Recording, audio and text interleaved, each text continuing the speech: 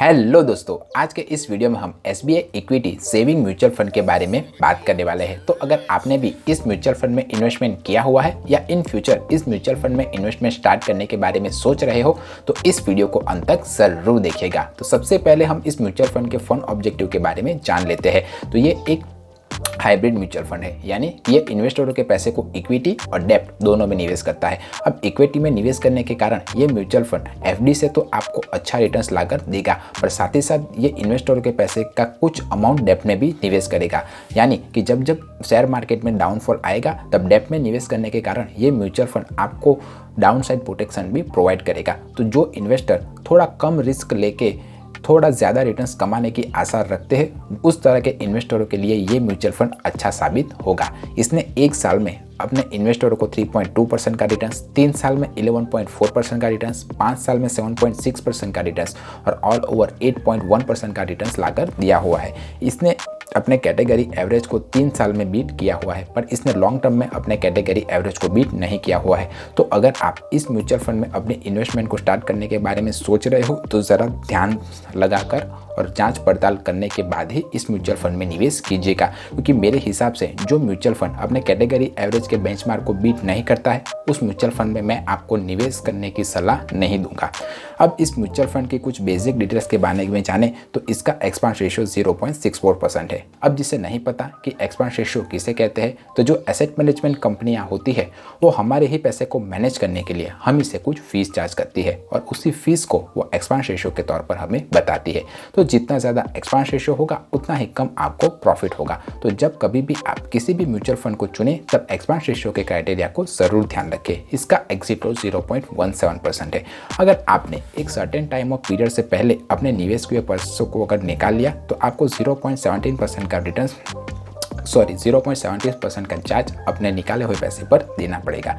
इसका AUM 2443 करोड़ के आसपास है और ये एक ओपन एंडेड म्यूचुअल फंड है, यानी कि इन्वेस्टर जब चाहे तब इस म्यूचुअल फंड से अपने पैसे को निकाल सकता है।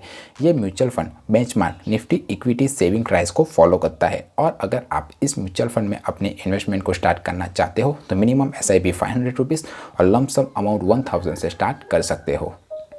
इसने इन्वेस्टरों के 40.9% पैसे को इक्विटी में और 27.53% पैसे को डेब्ट में निवेश किया हुआ है। इसने लार्ज कैप में 23.56%, मिड कैप में 9.29% और स्मॉल कैप में 7.24% इन्वेस्टरों के पैसे को निवेश किया हुआ है।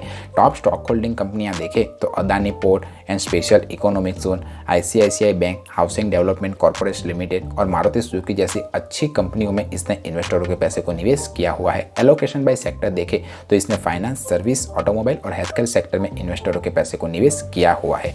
रिस्कोमीटर में आप देख ही सकते हो कि ये म्यूचुअल फंड इक्विटी और डेब्ट दोनों में निवेश कर रहा है। इसके कारण इसका जो रिस्क है वो मॉडरेटली हाई है, यानी इक्विटी म्यूचुअल फंड की तुलना में थोड़ा कम है।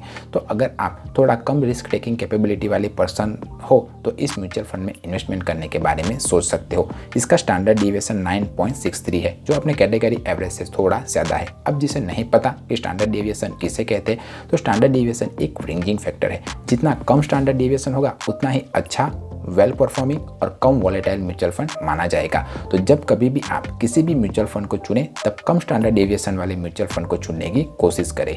इस पर लगने वाले टैक्स के बारे में बात करें तो अगर आपने 1 साल के बाद अपने निवेश किए पैसे को निकाला तो आपको long term capital gain tax 10% का देना पड़ेगा और उसमें से भी आपको 1 लाख रुपीज़ का असम्पशन मिल जाएगा।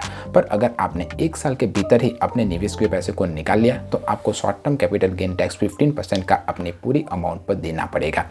अगर आपने भी इस म्यूचुअल फंड में इन्वेस्टमेंट किया हुआ है तो मुझे कमेंट करके बताइए कि ये म्यूचुअल फंड कैसा रिटर्न्स लाकर आपको दे रहा है। मेरे दूसरे व्यूअर्स को हेल्प हो जाएगी। फाइनेंस, म्यूचुअल फंड से रिलेटेड कोई और क्वेश्चन या क्वेरी हो तो आप मुझे कमेंट करके पूछ सकते हो या पर्सनली भी 1-to-1 कॉल के थ्रू मुझसे बात कर सकते हो। पर एक बात ध्यान रखिएगा, 1-to-1 कॉल चार्जेबल रहेगा। मेरा वीडियो पसंद आया है तो वीडियो को लाइक कीजिए, चैनल को सब्सक्राइब कीजिए। मिलते हैं अगले वीडियो में, तब तक के लिए बाय बाय।